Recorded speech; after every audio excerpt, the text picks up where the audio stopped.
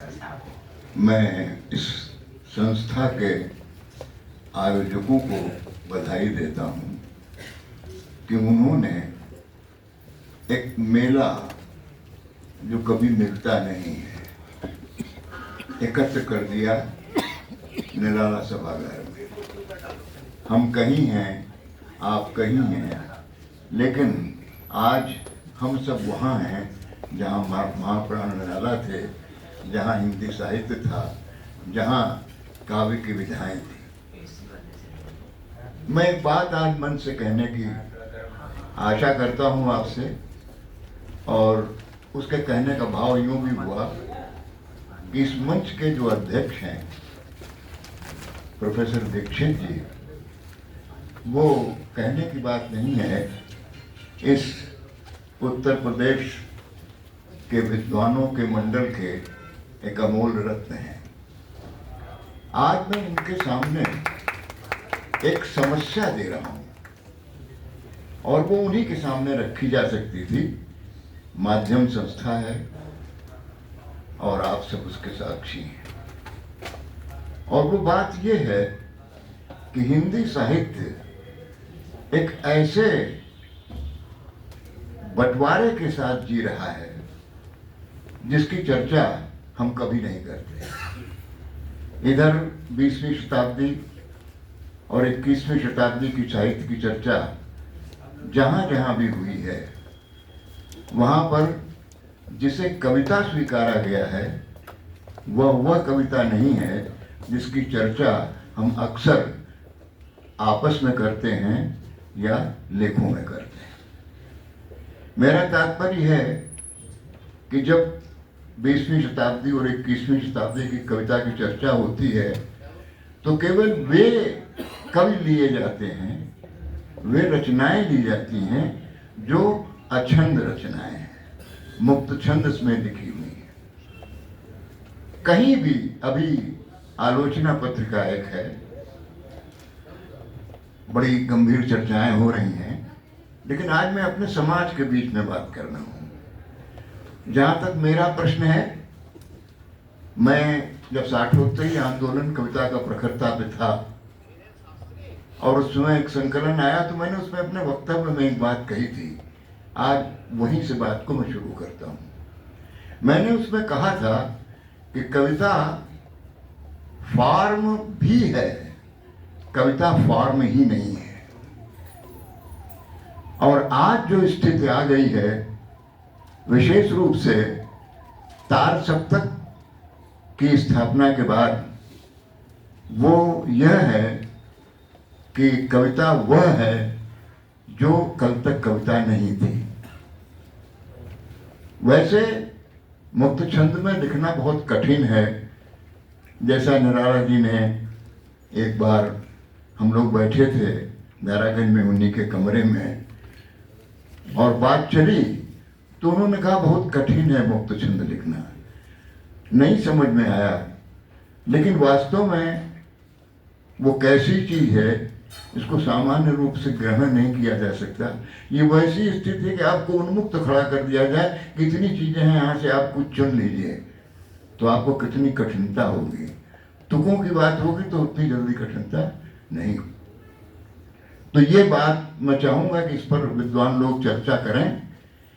और मुझे पीड़ा कब हुई जब एक संपादक ने अपने पत्रिका में ये लिखा कि सिनेमा घरों में एक गीत सुनाया जाता है, गीत की पंक्ति की बात की थी उन्होंने, जिसके लिए लोगों को खड़े होना पड़ता है, यानी राष्ट्रगीत के समय।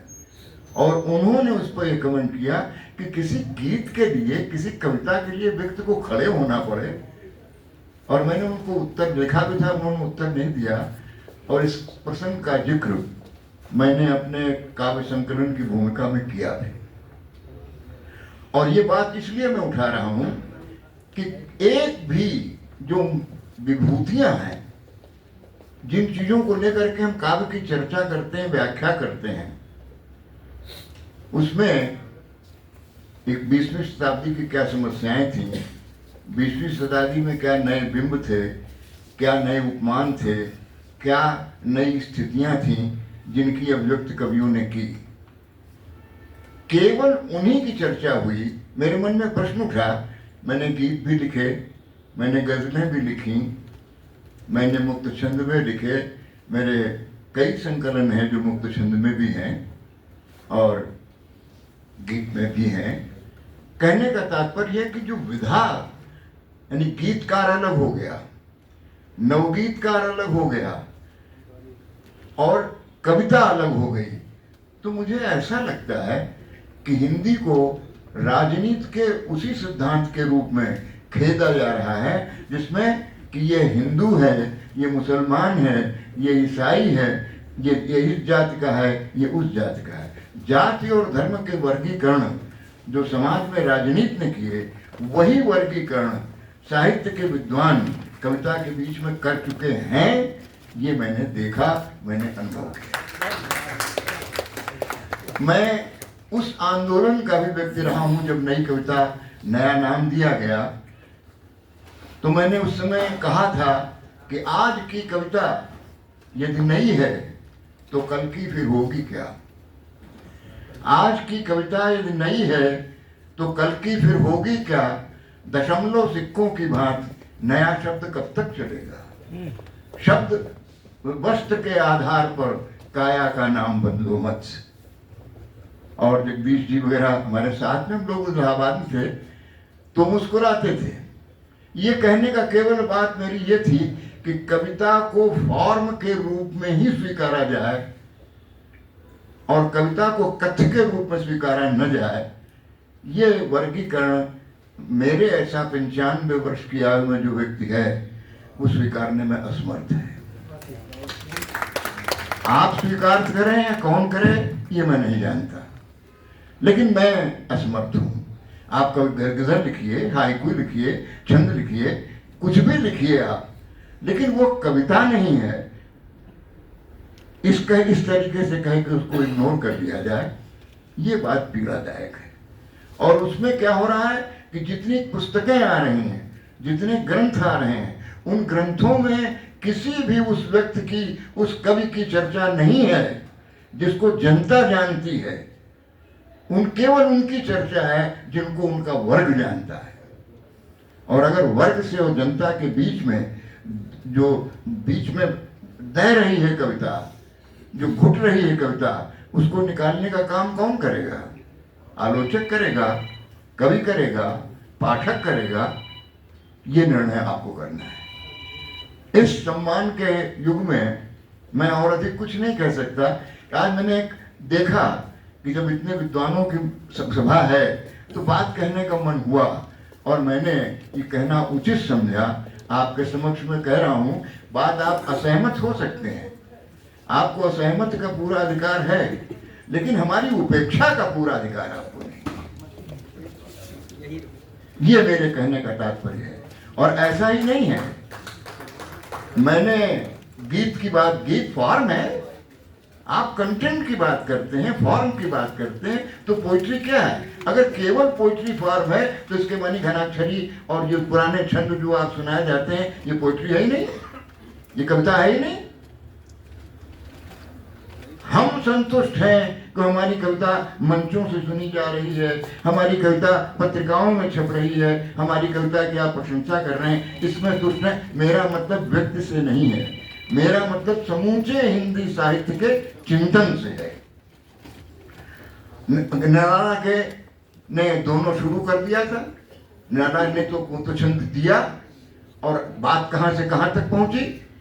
मैंने भी, जैसा मैंने आपको बताया, अभी मेरा महाकाव्य आया सुनो सांकृत, उसमें भी मैंने इस प्रकार के लिखे। छंद की बात है, बात कहना क्या चाहते हैं आप, तो इसको देखना चाहिए और ये इस पर करना चाहिए कि 20वीं शताब्दी में और 21वीं शताब्दी की जो पीड़ा है, यदि उसका प्रतिनिधित्व गीत नहीं करता तो उसे साहित्य के उस प्रकोष्ठ में ला करके खड़ा मत कीजिए और उसको उसमें देखिए भी मत, इग्नोर इट।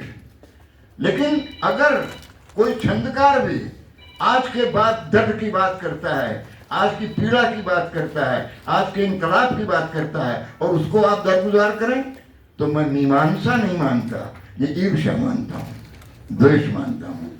इन शब्दों के साथ मैं अधिक न कह करके केवल यही कहूँगा कि एक विषय में अपने मन की पीड़ा आपको सुना के जा रहा हूँ और आप जाएं। और जहाँ तक रह गया कविता पढ़ने की बात, अरसा हो गया है, अभ्यास नहीं है, लेकिन आप कह रहे हैं तो मैं केवल एक मुक्तक आपको सुना दूँगा। दर्द के दायरे नहीं होते,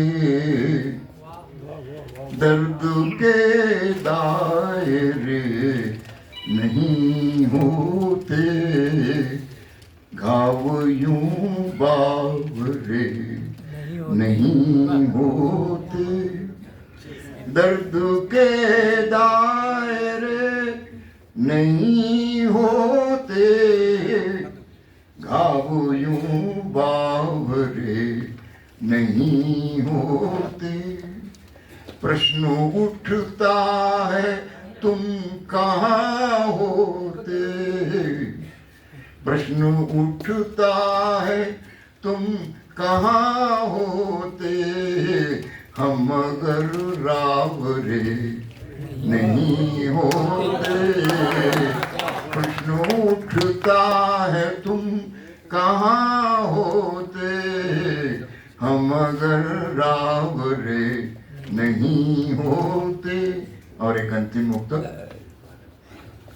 तुम नहीं तो विकल्प क्या होगा, तुम नहीं तो विकल्प क्या होगा, सांस का एक कल्प क्या होगा। तुम नहीं तो विकल्प क्या होगा, सांस का एक कल्प क्या होगा। प्राण सोचो प्रणय की दुनिया में, प्राण सोचो प्रणय की दुनिया में, कल्प का भी विकल्प क्या होगा।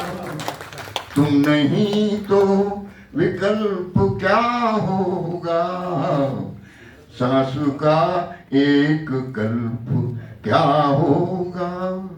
प्राण सोचो प्रणय की दुनिया में, कल्प का भी विकल्प क्या होगा। आप सबको प्रणाम करता हूँ।